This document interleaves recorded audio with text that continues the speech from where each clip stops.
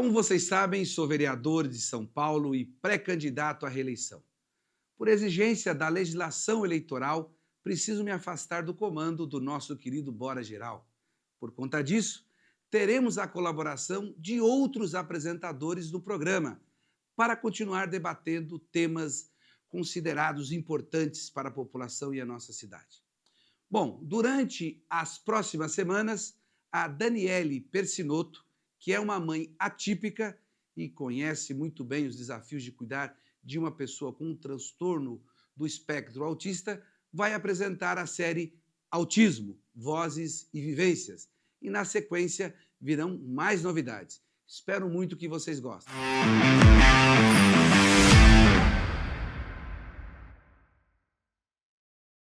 Esse é o Bora Geral na TVT, que na Grande São Paulo você sintoniza no canal 44.1, sinal digital HD aberto. Eu sou a Daniele Persinotto e apresento a série Autismo, Vozes e Vivências. Hoje o nosso bate-papo é com a Fernanda Orsatti, psicóloga, doutora em Educação Especial e Inclusiva pela Syracuse University e pós-doutora em Distúrbios do Desenvolvimento pela Universidade Mackenzie. É isso mesmo, Fê? Isso mesmo. Obrigada, Dani, pelo convite. Uma delícia estar aqui. Ai, que bom. Então, pode continuar falando, Fê? Termina de se apresentar aí, conta mais pra gente da sua atuação. Eu atualmente sou a diretora do Instituto Inclusive Todos. Eu acho que hoje em dia é o principal cargo que eu ocupo. A gente é uma ONG que trabalha na inclusão das pessoas com deficiência em todos os âmbitos. A gente trabalha com programas para jovens e adultos, para ir ocupando a cidade, os nossos espaços, e oferecendo vivências e oportunidades, né? Inclusão é oportunidade, né? Exatamente.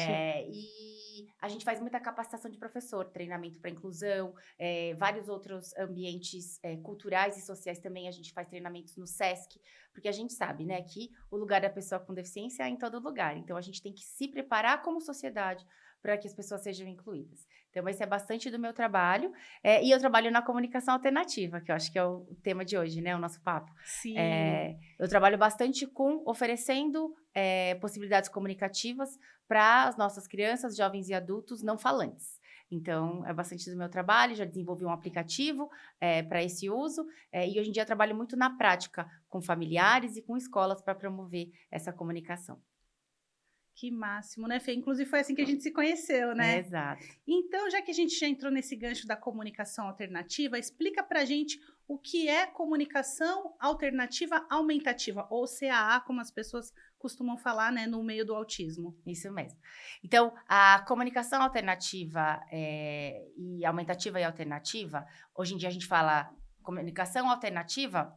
A gente no Brasil teve um simpósio no ano passado e decidiu que comunicação alternativa já ocupa bem esse tema. Ou comunicação suplementar e alternativa. Então, as pessoas que não falam, de uma maneira geral, sendo a deficiência que elas possuem, a gente tem recursos, equipamentos, estratégias para promover essa comunicação.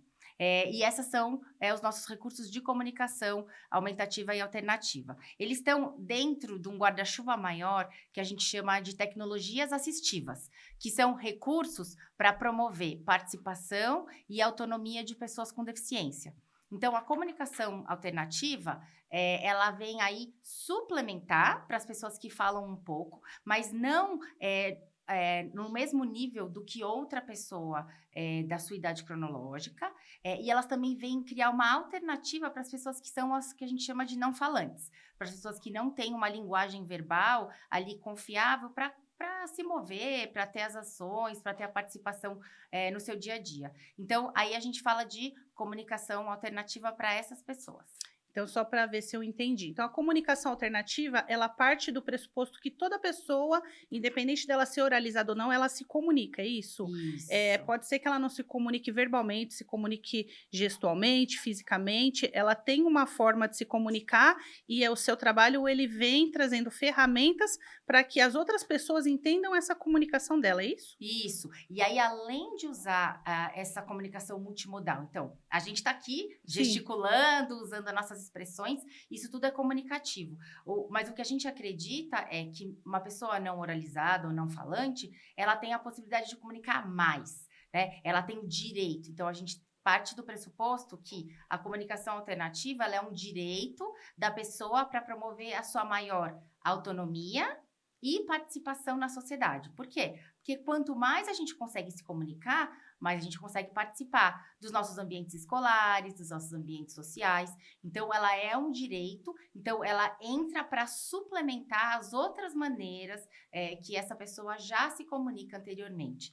E, às vezes, também, para trazer um acalanto. Por quê? Não conseguir se comunicar, mas está ali naquele ambiente entendendo, ouvindo e compreendendo e não conseguir falar é muito Nossa. frustrante. Imagina, né? Então, a gente conseguir trazer um recurso para realmente aquela pessoa que está ali presente, não está conseguindo atuar, conseguir fazê-lo ajuda muito nas questões de frustração, de outros comportamentos e também o que a gente já falou da participação.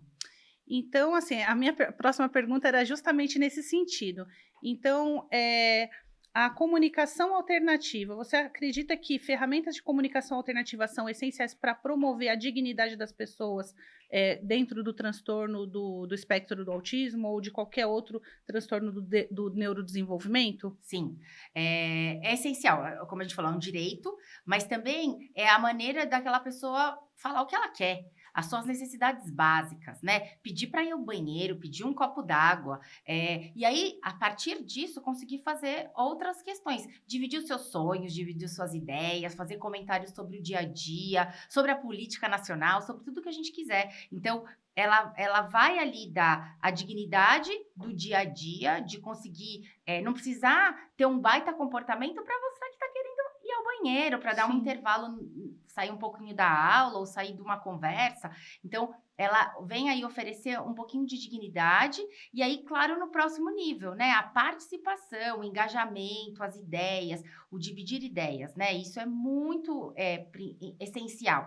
E aí, é nesse sentido, Dani, que a gente nunca pode sempre parar nas necessidades básicas. Não é só eu quero, assim, a gente usa às vezes o comunicador para falar, ou as cartões e fichas, daqui a pouco a gente pode falar disso, mas eu quero. Não, o que eu penso, o que eu acho, o que eu tive de ideias. Então, assim, é partir dessa dignidade básica para se tornar um cidadão mesmo, né? Sim, exercer plenamente, né?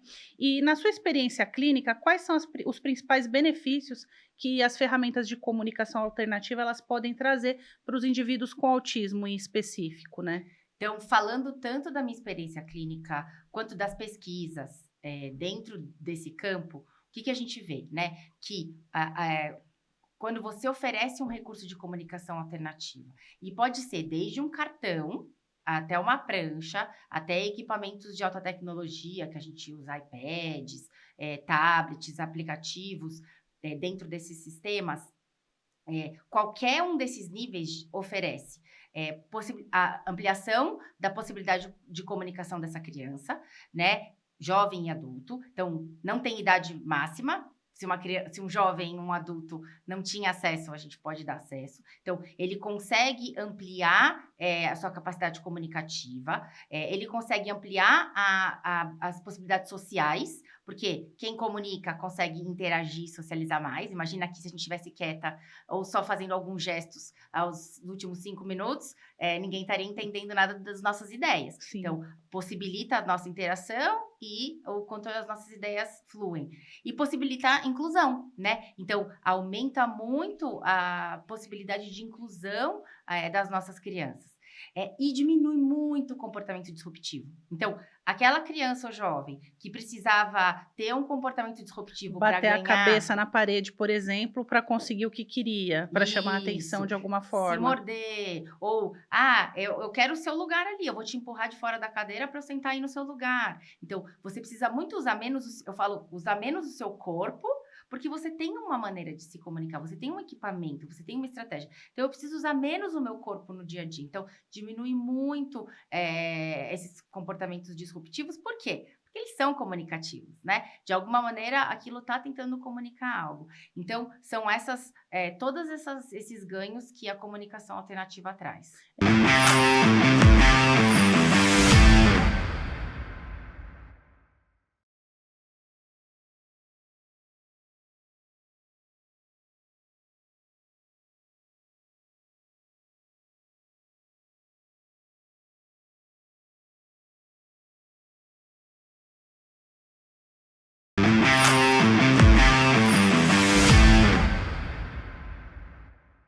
E a gente que eu digo assim, eu, mãe de autista, eu entendo bem que o comportamento, ele é pura comunicação, né? É isso. As pessoas olham e falam, mas ela não. Como que você sabe como ela quer determinada coisa? É o comportamento dela que me direciona para o que ela quer, né? E a comunicação alternativa, ela depende muito também, um instrumento, uma ferramenta para a emancipação do indivíduo, né, na questão da comunicação, mas é uma coisa que tem que engajar a família inteira, né? Sim, Todo todo mundo tem que estar mundo. envolvido. E até ia comentar, né, a família, a escola, outros profissionais, tanto que hoje em dia o que a gente conversa é o estudo, o treinamento e até a implementação da comunicação alternativa, ela tem um profissional central, que é o profissional da comunicação, que é o fono. Mas, por exemplo, eu sou psicóloga e eu vim para essa área da comunicação alternativa pela questão comportamental. Né? Então, porque a gente via muitas questões de comportamento nas nossas crianças e entendia que, qual é a função desse comportamento? O que está por trás? Qual é a necessidade? É comunicativa. Vamos criar uma alternativa comunicativa. E aí você fala assim, então, olha, vamos fazer isso em casa, vamos fazer isso na escola, vamos fazer isso no parquinho. Então, todo mundo tem que estar envolvido e todos os profissionais que estão olhando essa criança têm que entender a função e entender que a gente parte de uma alternativa comunicativa para, o que você falou, emancipar e criar ali na criança uma noção de eu consigo nesse ambiente me fazer entender, eu não preciso usar esse comportamento. E aí, a partir disso, usar sistemas mais robustos, comunicação mais complexa, que vai aí comunicar mais sobre o que essa criança pensa desse ambiente. E uma coisa muito interessante que foi um start que você deu na minha cabeça, que é assim, a comunicação, porque eu entendia a comunicação como se falava, Catarina, vamos ao banheiro, vamos beber água. E ela não tinha o menor interesse, porque ela entendia que aquilo era uma ferramenta para eu mandar ela. E a Uhum. comunicação tem que partir do indivíduo e não da gente, né? Isso. E é interessante você falar isso, Dani, porque às vezes a gente fica dando comandos, né? Aí a gente fala assim, uma familiar fala assim, vamos programar no tablet, para ela sentar. Mas assim, quem quer que ela sente? Você ou ela, né? Se ela estiver pedindo para sentar, programa no tablet. Se você quiser que ela sente, isso é um comando. Você pode fazer isso verbal, você pode modelar, você pode sentar junto. Então, você tem outras maneiras de dar um comando. Então, o comunicador, né, o sistema de comunicação, é a voz da pessoa. Então, a gente tem que ouvir o que a pessoa... Claro, a gente vai modelar, a gente vai usar conteúdo previsível no início, a gente vai ajudar ela a conseguir chegar lá para pedir as coisas que ela quer. Entendeu como funciona, né? Isso. Mas sempre partir do interesse daquela pessoa. O que ela ia te pedir? O que nesse ambiente ela ia querer que você ajudasse ela a fazer? Então, é aí que a gente consegue pegar aquela criança e ela entender que, pelos gestos, ela comunica. A gente vai continuar entendendo esses gestos. Mas qual que é o próximo nível, né? Vai valer a pena eu organizar meu corpo para essa nova estratégia e nova estrutura que você está me trazendo de comunicação? Então, essa comunicação que a gente vai oferecer, ela tem que ser vantajosa e aquela criança ou jovem que tem um histórico aí de outras terapias e outras coisas que passou, olhar aquele sistema novo, que é difícil de aprender, que é complexo. E essa família também olhar e falar, vai valer a pena. Eu vou realmente querer aprender, então eu vou seguir, né, o interesse daquela pessoa, eu vou mudar o jeito que ela conversa, porque imagina, você é a Cata, né? Quantos anos de convivência? Você Né? entende tudo que ela quer, né? Então, para eu te falar, vamos usar um sistema, Dani, você vai ter que falar, vai ter que valer muito a pena, porque a gente tem a nossa rotina, Sim. a gente tem as nossas coisas. Para você conseguir colocar isso e ampliar o jeito que você fala com a Cata, vai ter que valer a pena. É um aprendizado dela e meu. E é mesmo. É isso. O negócio de fazer a modelagem, de falar, de ver ela aí no armário querer pegar uma bolacha e pegar o tablet e falar, então você quer uma bolacha, Catarina? Isso. É toda uma coisa que você tem que planejar toda a ação, a hora que e tem que ser imediato, né? Isso. Então, imagina, você tem que mudar o jeito que você fala com ela. Você tem que conhecer o sistema para saber aonde está o bolacha, onde você está, o você quer. E aí você tem que pensar num jeito que, se ela já pega a bolacha, não é a bolacha que ela vai ter que pedir, ela vai ter que pedir uma outra coisa, ou algo que ela não alcança, ou algo com a bolacha que ela não consiga. Então, é ir ampliando essas possibilidades para ela enxergar. A bolacha eu já conseguia pegar. Como é que essa comunicação vai me ajudar a fazer mais dentro do meu contexto? E é isso tem que ser bom para você e para ela também, né? Uhum. Eu ia te perguntar, mas eu acho que meio que você já respondeu. Eh, Quais são os critérios que você considera ao selecionar as melhores ferramentas de comunicação para cada indivíduo ali com autismo? Tem esse critério? A gente sempre, toda vez que a gente começa uma avaliação, né, de uma pessoa que é candidata para usar a comunicação alternativa, a gente tem que pensar, então, qual é a idade do desenvolvimento dessa criança, né, ou jovem ou adulto, né? O quão complexo a gente vai colocar um sistema para ela. Então, imagina, hoje em dia a gente tem começado a trabalhar muitas crianças de 3 anos, né, que ainda não conhecem a linguagem escrita. Que ainda é um sistema de comunicação, às vezes, uma criança que adora telas, então eu não vou colocar no iPad, porque ela vai relacionar aquilo com uma Com outra jogo, questão. com Isso. vídeo? E eu não vou usar tanto que ela precise dessa organização, eu vou usar uma figura ou outra, de baixa tecnologia, de coisas que ela gosta, com fotos, que isso faz. Então, tudo isso, toda essa escolha, então, de ser em papel ou ser alta tecnologia, ser fotos ou ser as imagens dos nossos bancos de imagens, ser um sistema robusto, né? Então, ter várias imagens numa mesma prancha ou ter cartões simples. Aí, o tipo de sistema, se eu estou numa linguagem pragmática ou numa linguagem essencial, que é o tipo de palavras que eu vou oferecer para a comunicação. Tudo isso vai fazer parte dessa avaliação inicial. Mas isso também, assim, não adianta aí quem está ouvindo a gente vai falar, mas então eu não vou saber começar, né? E aí não é verdade, porque aí a gente também desaproxima a possibilidade de comunicação de qualquer pai e mãe que está vendo a gente aqui e vai falar, meu filho é um candidato, ó, ele não fala, ele tem 5 anos, as outras crianças da idade dele falam um monte de coisa, ele fala 2 ou 3 palavras. Ele pode começar? Pode. Eu posso baixar um aplicativo e começar a usar com ele? Eu posso, né? Assim, o acompanhamento dos profissionais, ele é importantíssimo e muitas vezes essencial? Mas quantos pais que conversam comigo no Instagram, Dani, que falam, eu baixei o aplicativo que custa R$ 3 na App Store, que chama Inclusive, eu vi os seus vídeos no YouTube e meu filho está comunicando super bem. Então, tem ali um acompanhamento, uma avaliação, toda uma questão que a gente, como profissional, pode oferecer de estrutura? Tem.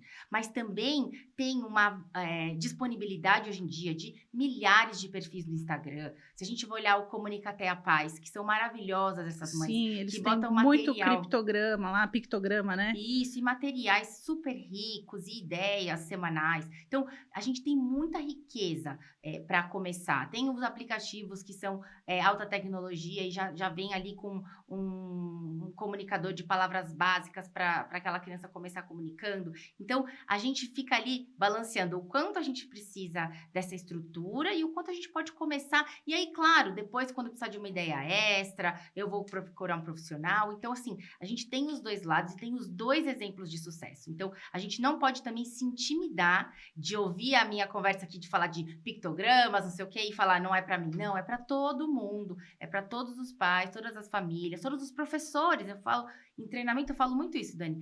O seu aluno, mas não é a gente que vai implementar. Você não precisa implementar um sistema para aquela criança, mas você pode ter uma prancha temática para sua aula de educação física, para ele escolher se ele vai jogar bola ou se ele vai correr, se ele agora quer beber água ou ele quer um intervalo na cantina. Então, ele pode fazer essas escolhas dentro do ambiente escolar também. Então, o professor também é um agente de comunicação para oferecer.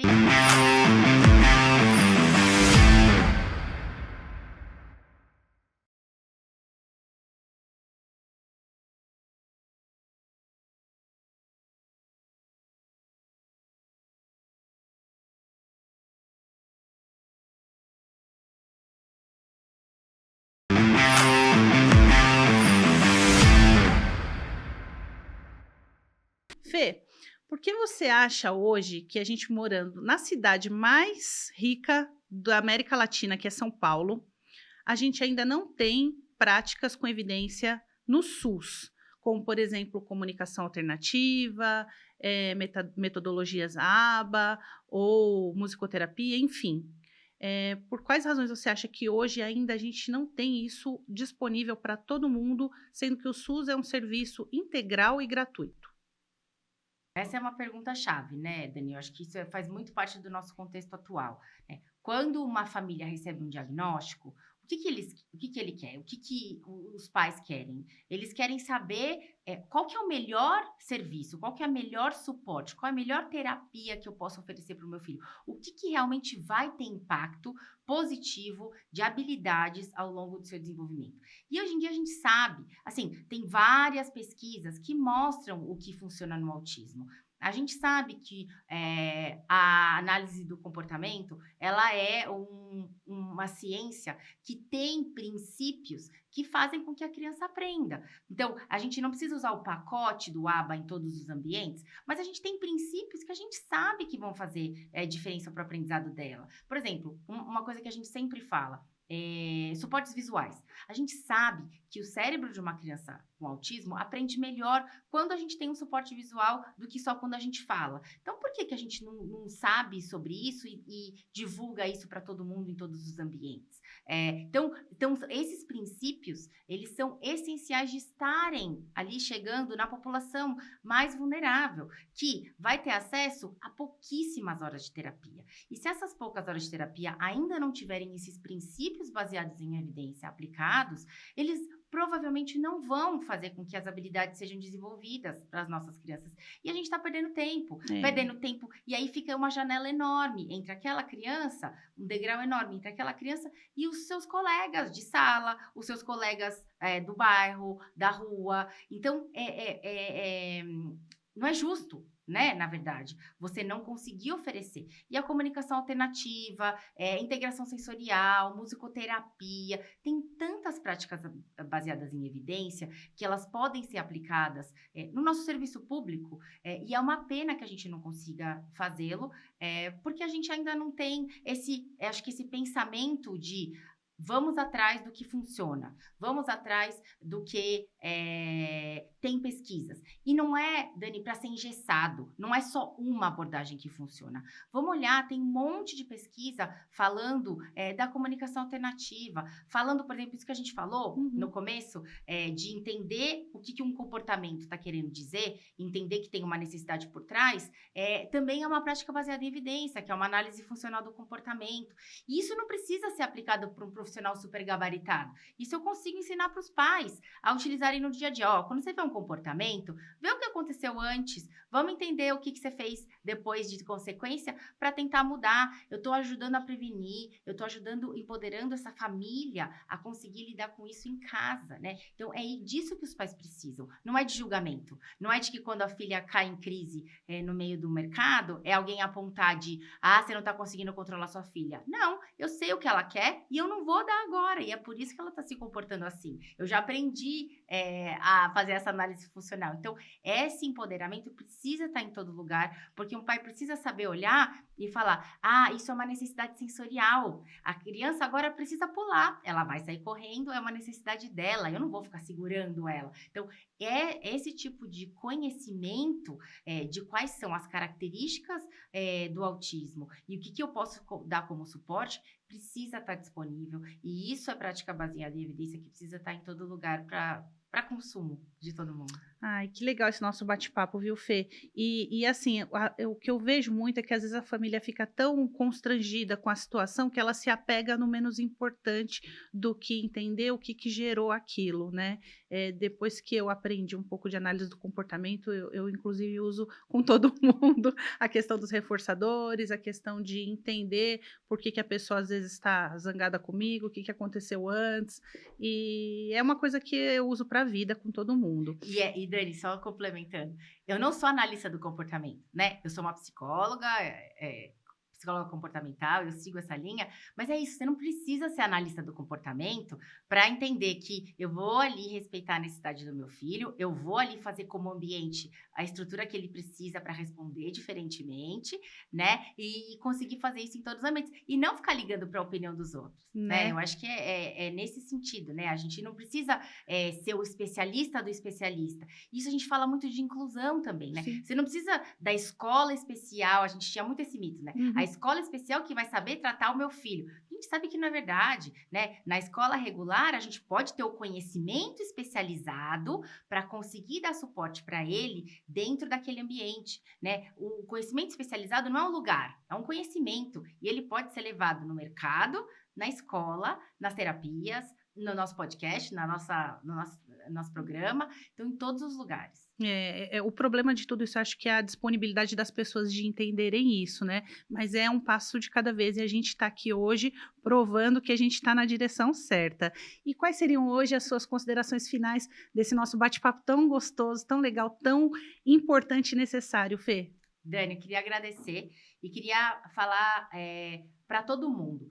Comunicação é um direito e eu, como profissional, me sinto na obrigação de oferecer esse direito para todas as pessoas, não só as com quem eu trabalho, mas todo mundo que está por aí, que é não oralizado, não falante, ou que fala, mas não no nível dos seus colegas de sala ou de outras crianças da sua idade. Essas crianças têm direito e existem ferramentas disponíveis, gratuitas, ou quase gratuitas e bem acessíveis para acessar. Então, eu vou indicar o nosso Instagram, Instituto Inclusive Todos, @Inclusive Todos, que tem vários recursos disponíveis, e outros Instagrams, Comunica Até a Paz, que tem muitos recursos para comunicação alternativa e mostrando que sim, é possível e é possível para todos. Obrigada. Nosso bate-papo de hoje foi com a Fernanda Orsatti. Eu espero que vocês tenham gostado. Essa é a nossa série Autismo, Vozes e Vivências e eu espero vocês no próximo programa.